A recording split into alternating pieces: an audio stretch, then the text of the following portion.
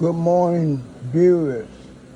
I'm at the place to be where I be on Sundays. I've been on Sundays at the BMW dealership for 6 years. I made 6 years on April the 9th. Now, this car supposed to be shipped to the new owner. If I'm not mistaken, it's a 2023 BMW. Let me find out exactly what series this BMW is. Don't want to give y'all any bad info. Okay, it's a 20, it's an M40i, and I need to look on the key tag just to give y'all the right year. I don't want to say something that is not. Okay, it's a used BMW. It's a BMW 2023 M40i. BMW 2023 M40i black. 4-door sedan. Oh, let me go back. It's a BMW 2023 M40xi. BMW 2023 M440 M440. Wow, man, I'm having a hard time getting my words together today. I don't understand what's going on. Let me just step out. I'm gonna look at the back of the car again. And okay, here we go. It is a 2023 BMW M40i. Is the M40? No. BMW M440i. BMW M440i black. Wow. Let me say that again, man. I had a hard time figuring out what's going on here. The M440i. All right. Now, I was told about part of the hood that have scratches on it. And I'm going to show you what scratches I'm talking about. And then I also saw some, okay, we got right here. If you look closely, you see this line right here in the paint. Those are scratches. Now you got a body line here, a body line right here, like when I got my two fingers, like this. This is a body line, okay? You see the scratch in the body line? All right, if you come over here, I see scratches here also. Right here, in between the body lines, and right here on the outside of the body lines. Now, it's several ways I could go by performing an exterior buff job on the hood. When you force, I'm concerned if you're gonna buff this part of the hood, which is the driver's side of the hood, and you're gonna buff this side of the hood, and you using a cutting pad, be it DA wool pad, I'm gonna say DA cutting pad, which is this, but I got a brand new DA pad right here. Be it if I use this cutting pad for the DA with the DA buffer, or I go over here and use my Makita with the wool pad. I'm gonna step back over here for a minute and I'm gonna show y'all why I'm coming with the idea or my personal experience tell me what I should do.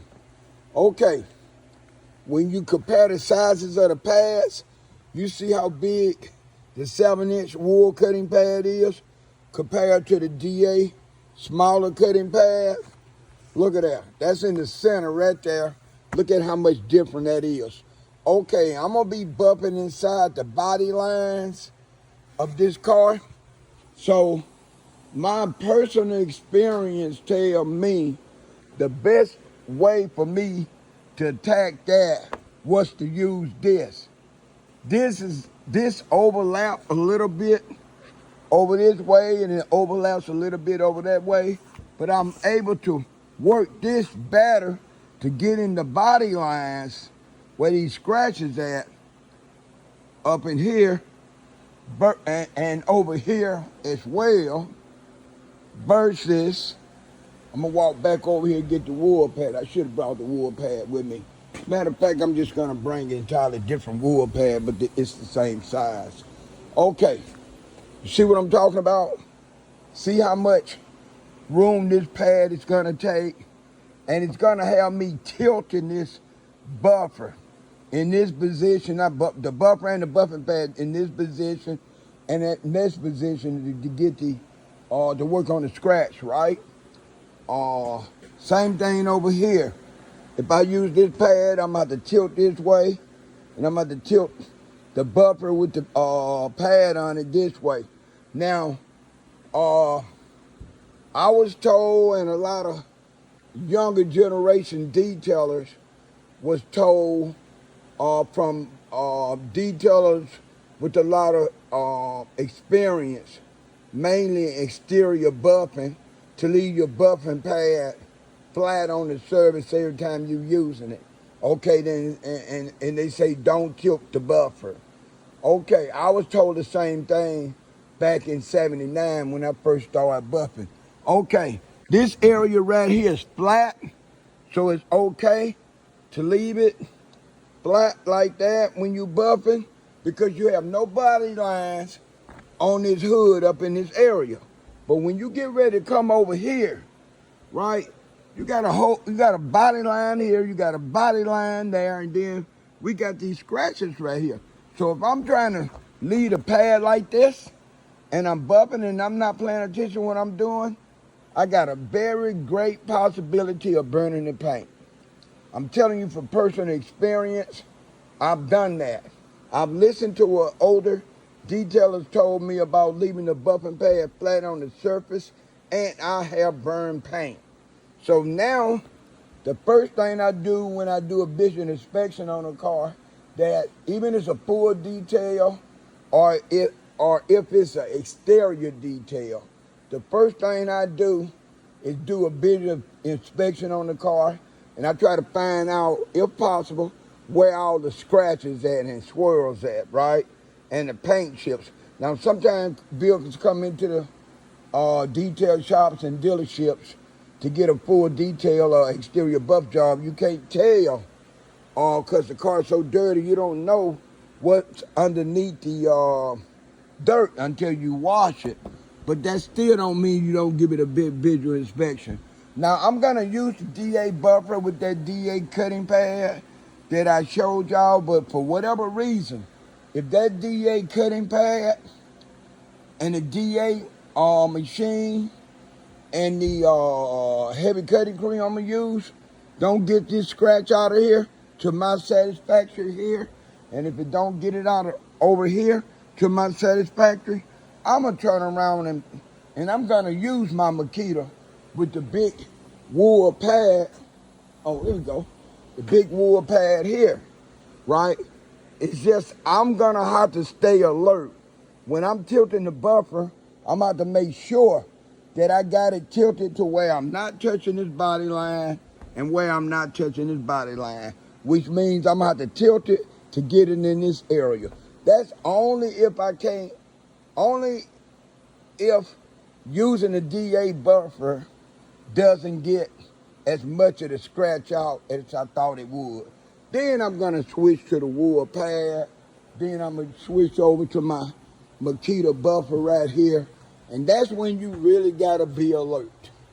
You know what? I guess what old school detailer should have told a younger generation is that all cars have a body line. The best thing to do is find out where the body line's at on the car. Like you got a body line right here, where my hand's at. That's a body line. You got a body line here. You got a body line here. Then it drops down to where you don't have no body line there. If you come over to the same, to the opposite side, you got a body line here, you got a body line here, you got a body line there, and there, and then it drops off like the other side did, right? Uh, so the old school detailer should have told them to pay attention to the body lines when you buffing the car. And if the body lines call for you to tilt the buffer to the left or to the right, you do what you have to do. And that's the only time you tilt your buffer is when you trying to get in between body lines. Other than that, flat surface, leaving your buffer on flat surface is the thing to do. See, one thing about all the tops I ever done on top of cars, I haven't done a top yet that had a body line on it, right? There's no separating body lines on the top of a car. So you can leave your buffer flat on when you buffing the top of the car. And a lot of times, if you have, see, this is a sports model. So if this car didn't have this wing in the back, or spoiler in the back, you could leave the buffer flat on that. But since it does, my advice would be to tape this up with some tape thick enough to cover this whole wing up. And once you do that, you tape up around this to keep from getting a lot of compound in there, compound that you have to use a detail brush to get out. And if you can't get it out with a detail brush, you might be put in a predicament to have to prep the car again. And you have to prep the car again, you are wasting unnecessary time. And then it's a good possibility that car ain't gonna shine as good as it did because you done already washed it with some soap. And our soap is known to have detergent in it. That's why a certain amount of detergent. That's why they started going with the wash wax soap. Cause wash wax soap got a little wax inside the soap that works with the detergent that cleans the car with the little wax in it to kind of restore some of the shine back, right? To make the shine on the car last longer. It's not putting back 100% what's coming off when you washing it, but it's putting something back instead of using detergent on a car that was buff and got wax on it. And every time you give it a wash job, you notice the car getting dull and dull because of the detergent. This is the detail brush I was talking about. Last thing I want to try to do is use my detail brush to get up in these cracks. Now, man, I'll tape them cracks up. I'll tape this area up. I'll tape this area up right here, and I'll tape this whole spoiler up. That way when I buff it, and I wipe off the cream, the buffet cream, be it cutting cream, second step or last step wax. When I take it off, when I use a microfiber to take it off, only thing I have to do is wipe it off.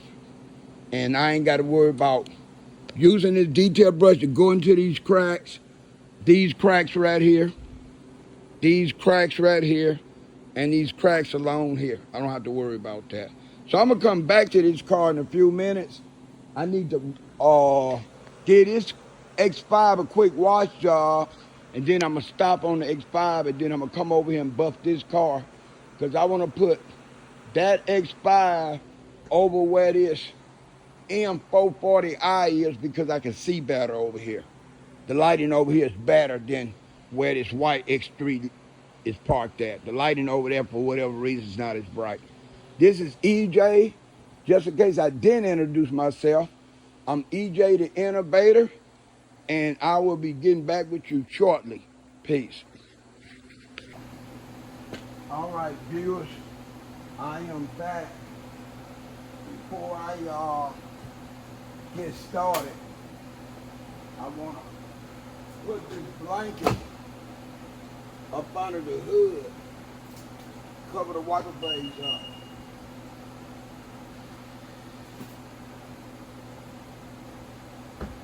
One of the hardest things to get out of, to get compound out of, other than the trim pieces, is the wiper blade arms. You get wax or compound on these, very difficult to get it out. In some cases, you have to paint the wiper arms back. There's a lot of things that I do for precaution reasons. And I do it because I've been in this game since 1979. You know, a lot of people try to say, and I've been told by people older than me, but the people that said this, they was like people that basically exist in life. Life wasn't no challenge for them, like it was people that don't exist or exist. You know, people that live. Life is a challenge, and to be honest, if life wasn't challenging, I wouldn't want to live. Now, it be sometimes that my life situation has been too challenging and get challenging. And right when I think I done damn got over the hump and basically experienced everything life could throw at me, something happened and showed me that I'm wrong. Okay, back to the people that just exist and not trying to live. They don't. A lot of times they don't try to foresee something. So if you don't foresee something, or your instincts, your basic instincts, ain't sending no warnings out to you, you know, the good possibility you're gonna be stumbling through life, and a lot of things that happen to you is because you wasn't aware. Being in this business since '79, a lot of the things I learned from personal experience. I learned it from the mistakes that I have made. It wasn't no internet, so since it wasn't no internet, it wasn't no Google, it wasn't no YouTube, it wasn't no social media. I couldn't ask Google for something and wait on Google to give me an answer.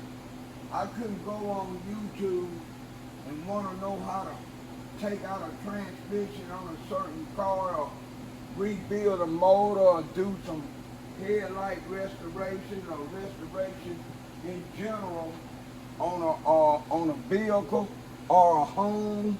It wasn't none of that. And the people that learned it on what to do, and I'm going to use a younger person term, how to move in the automotive detailing industry, they wasn't too quick to give out too many helpful hints. At least the guys that I was detailing around, I never saw myself as competing against them, but that's what they saw me doing. They told me they was competing against me, and any knowledge they share with me is like taking food out of their stomach. Because at that point, their knowledge handed down to me could affect them financially. And they leave their job and they leave every coin they can get. So when all else failed, I started doing my own research. When I bought something from a chemical, a place that sold car care product, car care appearances product, I read what it said to do. Wow. I was recording and it just went dead. I have no idea on what happened. I'm glad I turned around and looked. I'd have been doing all this recording for nothing. But not recording all this talking. Because I wouldn't have had got nothing recorded. I don't understand. I guess the bottom line, everything we use is made by man. Anything made by man has got flaws. Let me rephrase that and say it properly, because I was talking to my wife and she told me what they consider when they talking about male and female, regardless of age and color. The appropriate word to say is mankind. So let me rephrase that and say mankind. Since all the product and the machines and all this that we use is made by mankind and got flaws. And I guess that's not the only way I can explain why my camera stopped recording. Okay, bear with me, I'm getting myself together.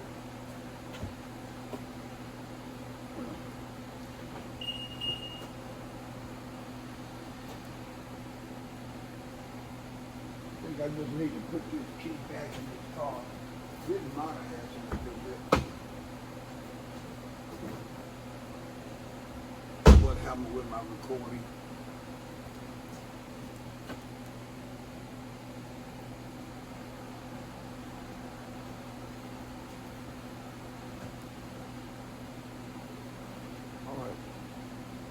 Getting myself ready.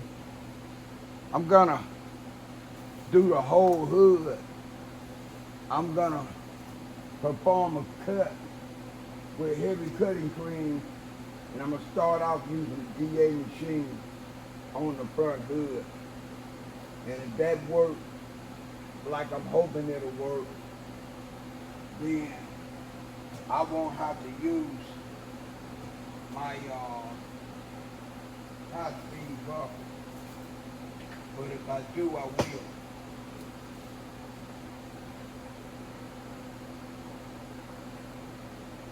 The earliest I can get in this building on Sunday is 8 o'clock. To be honest, I don't want to get in any earlier.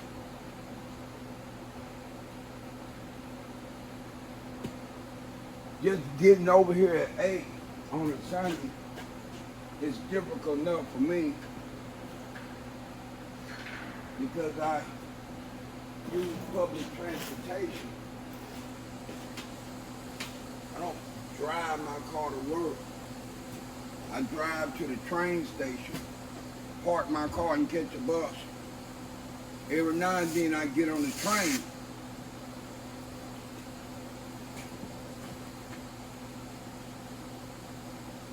When I wasn't doing that, I would park at the parking ride in Burien, Washington. Burien, Washington is outside the city of Seattle. Burien, Washington is another city like Seattle. I did a previous video showing y'all the area that I was gonna buff, and I'll show you how I look when I'm through. All right.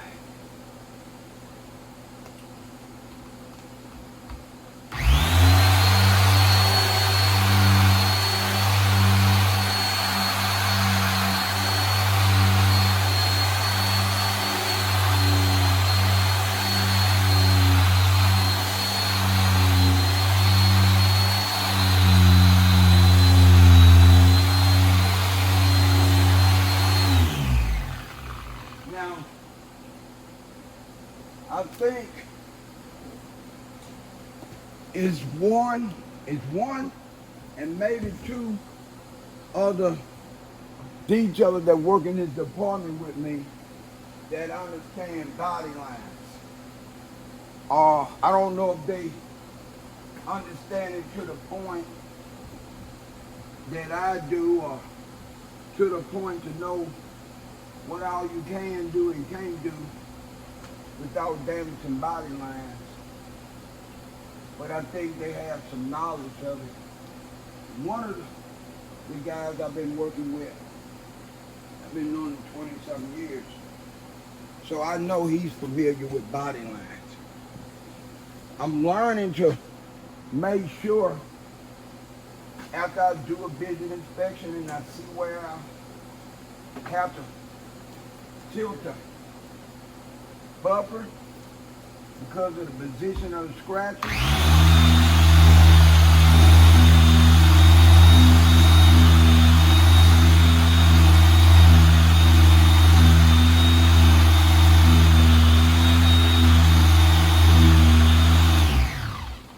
I'll let my viewers know if I'm recording, because I don't, the last thing I need, because I done already happened to me before, have a guy tell me that I had the worst buffing technique that he ever saw. I have to remember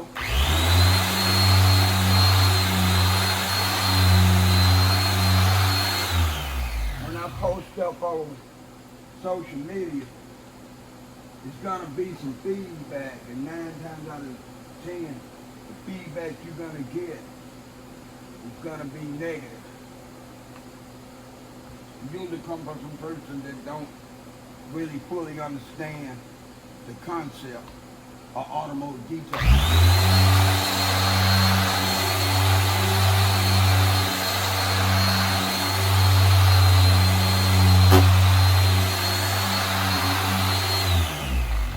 So I want to make sure I talk about body lines.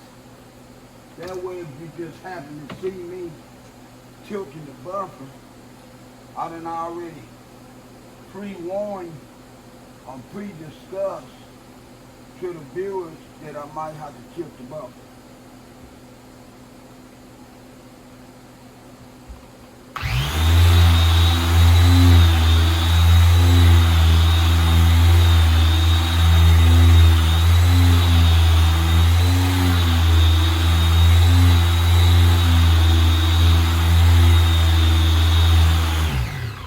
For the record, doing this since '79, you know, you could easily get burned out doing the same thing, regardless how much you love it.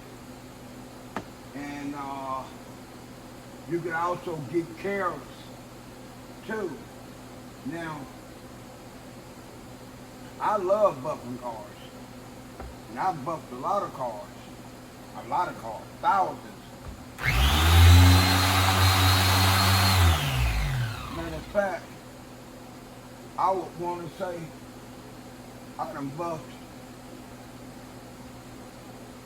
probably hundreds of thousands of cars.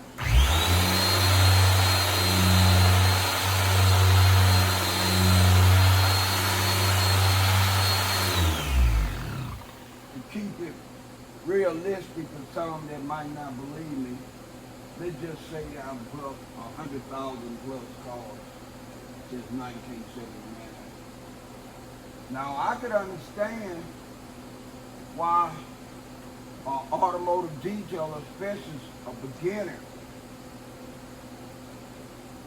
would not want to buff on those lines there real heavy, because you can mess up. Now those are the ones that are smart. Some of the beginners don't have no knowledge other than what they done heard or read on social media or maybe Google, and they own kind of like on-the-job training kind of guys, and they don't know what all they could do with the buff because they still learning, right? But for the ones that's knowledgeable enough to look at it and say, I don't think I better mess with that because I might mess it up, then I give my hats off to them.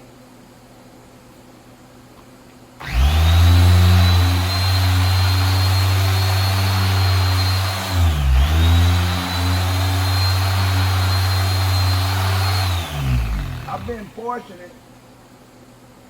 I'm one of few in this dealership, especially people in service, that never wrecked a vehicle, and I've been here 6 years. And I've learned that as I gotten older, my backup skills is not as good as they used to be. So I have no problems reaching out to a younger driver and asking would they mind moving something for me. I'd rather do that than mess something up. And 9 times out of 10, you hit something in here, it's gonna need body work. Because from the 2nd floor up to the 4th floor where I work at, it's a parking garage. Some of it enclosed, some of it ain't. It all has a top, but the sides and sometimes the front of it is not enclosed. So it's easy to make a mistake. Or the welder, you deal with the welder element.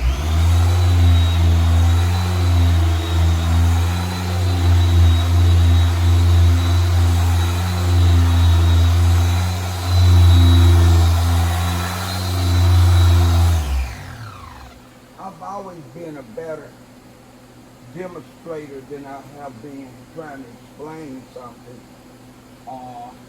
I've been one of the type of guys where if someone learning detail and they ask me a question about something they working on, instead of just going, telling them what to do, I go over there and show them what to do because I can explain it better.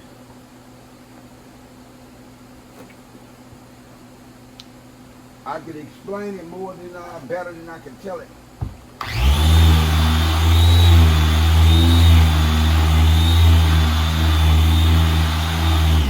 Oh, what I was getting around to before my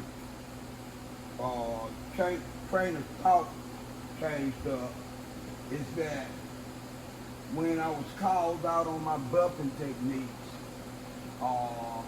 having the worst buffing techniques, that this person say he's seen, it's obvious to him. Me, he ain't been to places I've been. I like to see him follow me around, starting in 1979 in Mobile, Alabama, my hometown, and from 83 to 94 in the state of Georgia, the Atlanta, Georgia area, and out here in the Seattle area. I would like for him to follow me around, and then he could have got a better idea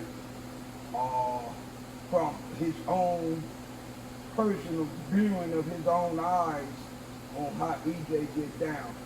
But I will say I might be kind of orthodox.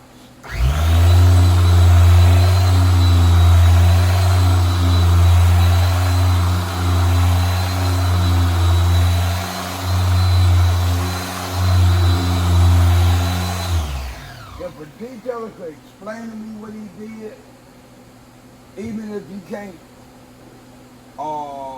show me, or if he could show me what he did and can't explain it to me, I'm not going to put him down for it, because it's not easy for some people to tell you all the correct steps to doing something. Some people just specialize in showing.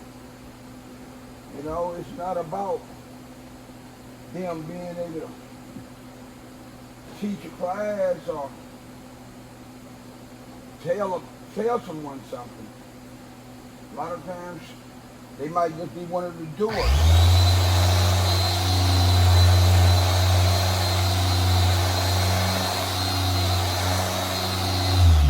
Now I could do both, but if you ask me what I'd rather do, I'd rather give demonstrations than tell it. Now, it's called got some issues.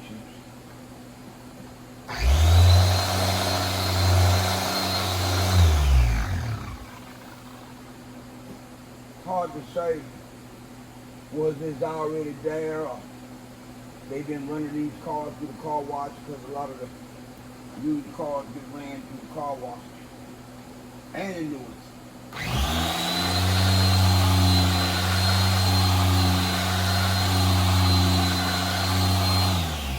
So my best bet is I'm a paint enhance the hood and the front fenders and go from there. Now, for what I can see, that's definitely good enough.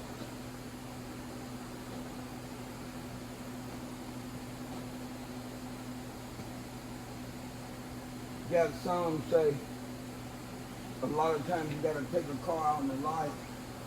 Sometimes you do. But right now it's raining out there and I can't take it up on the roof and really look at it. And to be honest, I might average one car a year going up on the roof and check out my work. Now if I'm doing a side job for an employee, I take the car on the roof because things look different outside than it do inside here.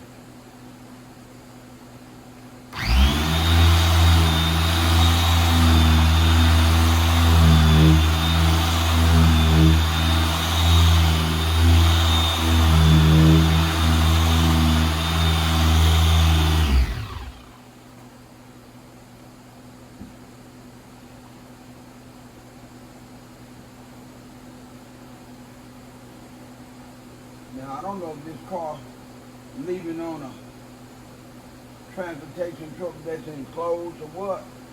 I would want to think so if you want to get this scratches buffed out on the hood and you're gonna put the car on a transportation truck that's not enclosed, you're kind of defeating the purpose. Because what's gonna happen is the car is gonna be subject to the weather and the weather climate. Possibility this car can have a whole lot of bugs on it, depends on where it's going. And it could be washed again, and by the time someone washes it, depends on how they wash it, they might scratch it back up. Now if you put it on an enclosed truck, that's a different ball game. Okay, I see that's good enough. I'm gonna go ahead with my paint enhancement, and I'm gonna hit the front fenders, the hood, the front fenders, and then I'm gonna go back there and go over the trunk with the paint enhancement. Now, I already know in my own mind this is good. What did I do with my polishing pad?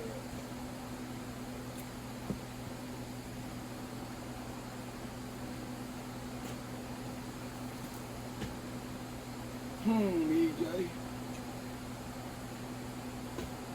I recently had it so easy for me to put something down and don't know where I put it. Oh, here we go. Thank God I didn't have to spend a lot of time looking for it. Better take this off. I'm removing the DA cutting pad. I'm putting on the DA finishing pad. I'm gonna go over the hood, the front fenders, and then I'm gonna go over the front. I'm shining tires back up too.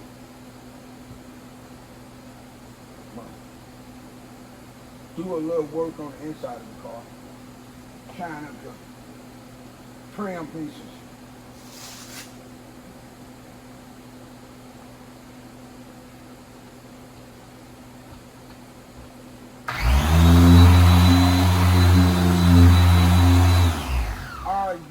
I'd like to tell you this right quick.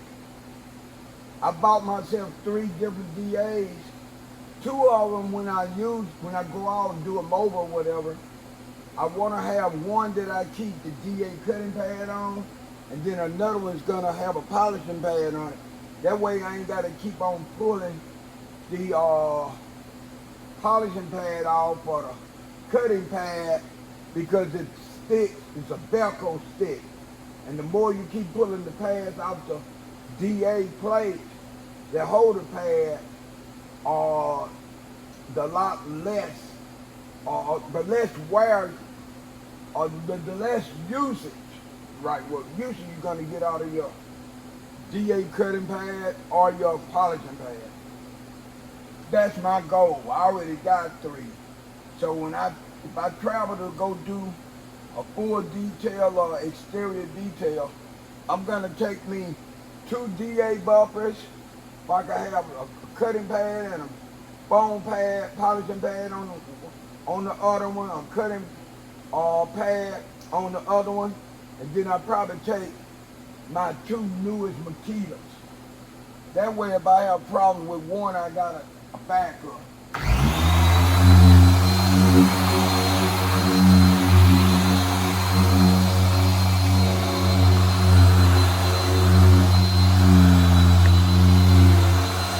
I remember I went to go do a job, and I had three buffers with me. But they was all buffers that had wear. I had been using them pretty well. And got to the point where all 3 of them kept cutting off.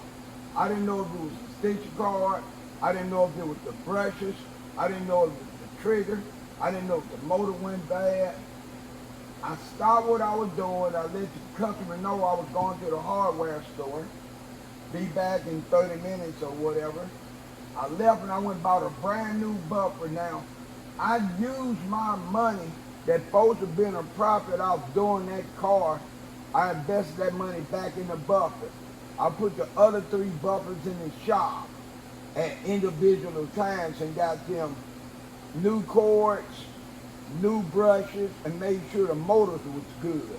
So I jumped from having 3 buffers that needed minor maintenance to 4 buffers.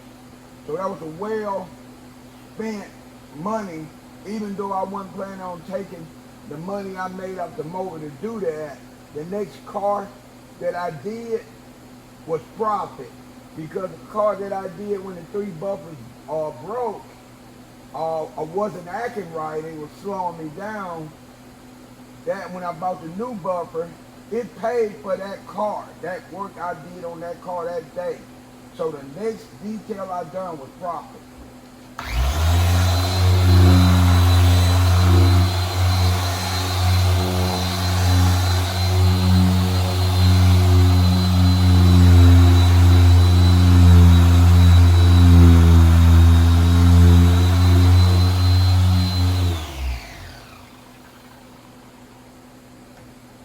It's been proven over and over, even the salesman.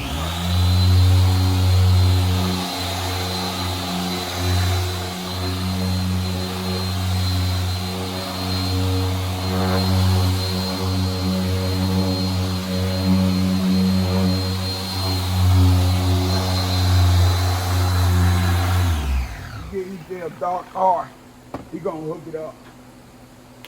A lot of the salesmen want to say I'm good at buffing dark color cars.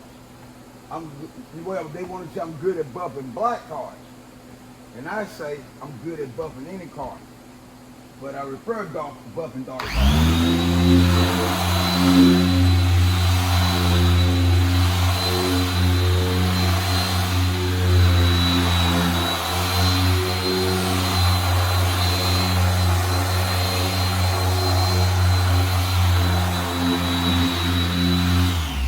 I get self-gratification out of buffing the car.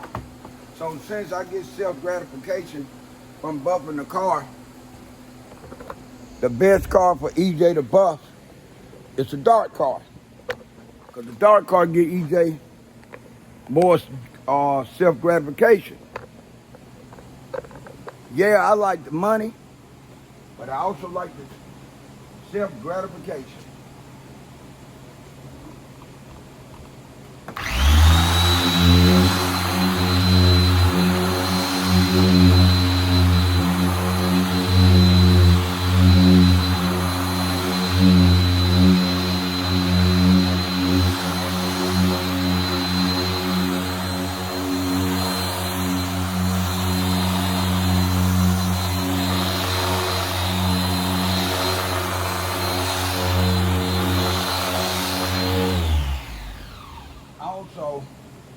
I buff on this car, the more I see some little light water spots. I don't think whoever detailed this car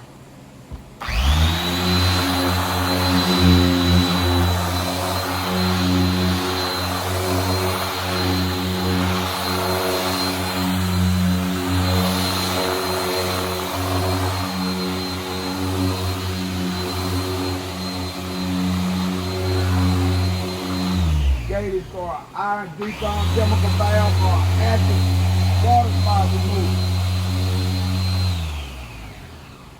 An iron decon chemical valve or acid water spot removal.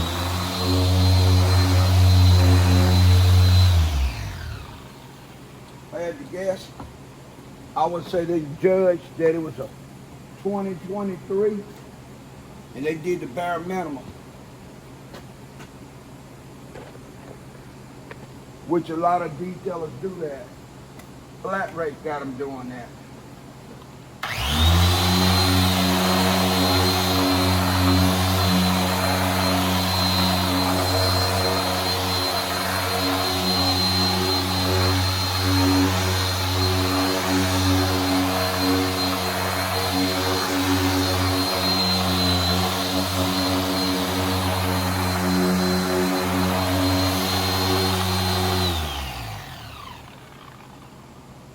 Okay, I'm gonna stop recording in a minute and I'll show you finished results.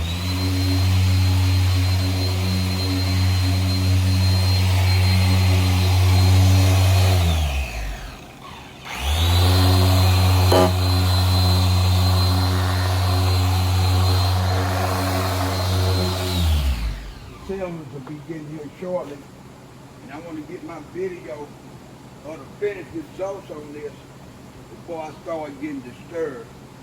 So I'm gonna show y'all the finished results on the hood.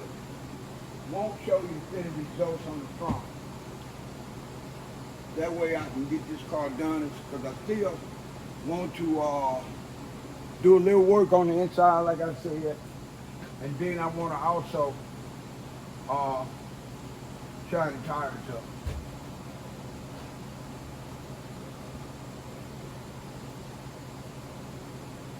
I'm going to take the camera off the tripod.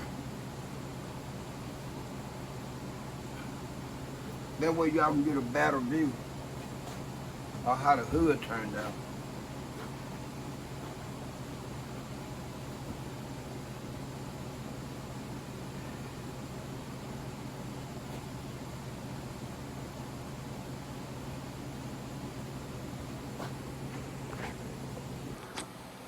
Now I'm already gonna do more work on this. What I was actually do, I was just asked to buff the hood, and I was actually just told to buff this area and try to make the scratches go away much as possible. And I did a pretty good job at that. Now I used some paint enhancements cream to go over the front fenders, and I also used some paint enhancement cream to go at the bottom toward the grill and shine that up. But while buffing on this car and noticing some of the water spots, I don't look for water spots to be real bad on a brand new car or a car that's a 2023. I don't know where this car came from. Maybe it came from somewhere where it rained more than Seattle, but I doubt it. So I'm thinking some of these water spots that I saw would have came out. I'm not a great fan of the iron decon because it's already pre-mixed, and I don't know what the mixed ratio is. And I've used it, and sometimes it don't get the water spots out of the cars, right? So I'd rather myself give it a acid chemical bath, and after the bath, go over it with a clay bar, because sometimes that iron decon does good and sometimes it doesn't. I had one of the detailers told me they mixed the acid, the wheel acid with the iron decon.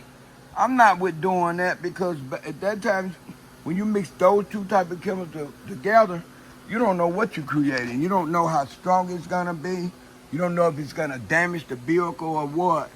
And you know, each his own. Whatever makes another detailer, feel comfortable with what he's doing, that's his business. But with me, a lot of times if I'm unsure if the iron decon is gonna take out some water spots, I'm gonna use the acid, the foaming wheel acid. And I'm gonna give it a foaming acid bath, wheel acid bath. The same chemical we use on the rims, right? Now, if it's a used car, I'm going with the wheel acid altogether. Right? I'm not even trying to put that iron decon on a used car and hoping to get all the water spots out.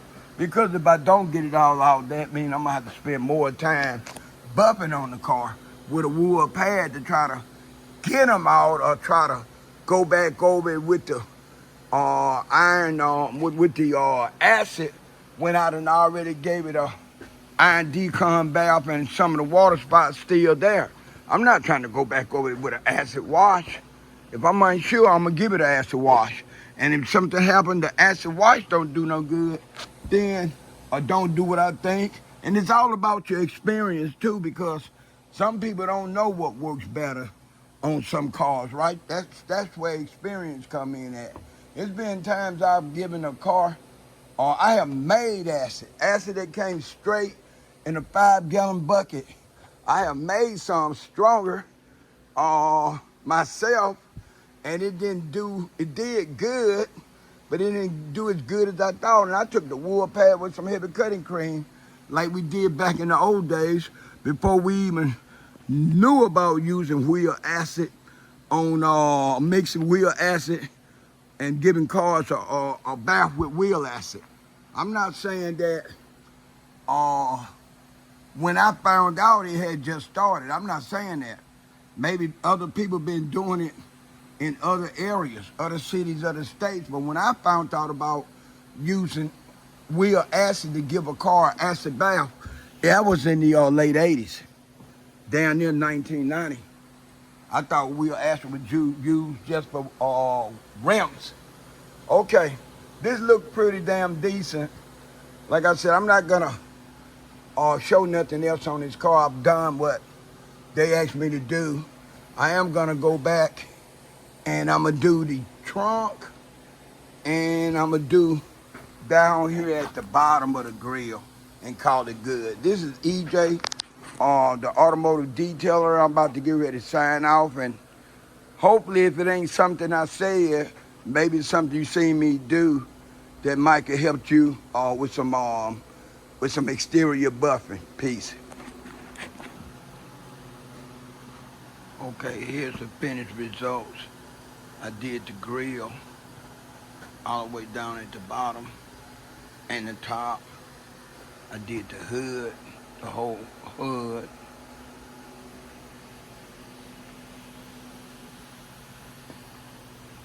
Shining tires up.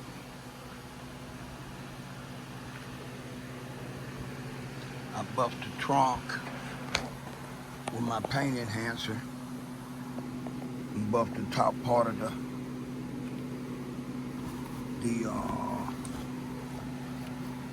bumper, rear bumper also. 2023 M440i.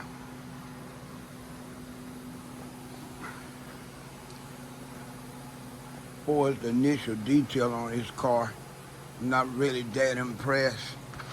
I think that a lot of the younger generation that's detailing cars, they done got so focused on making money that they don't think about quality of work. They don't even think about who might come behind them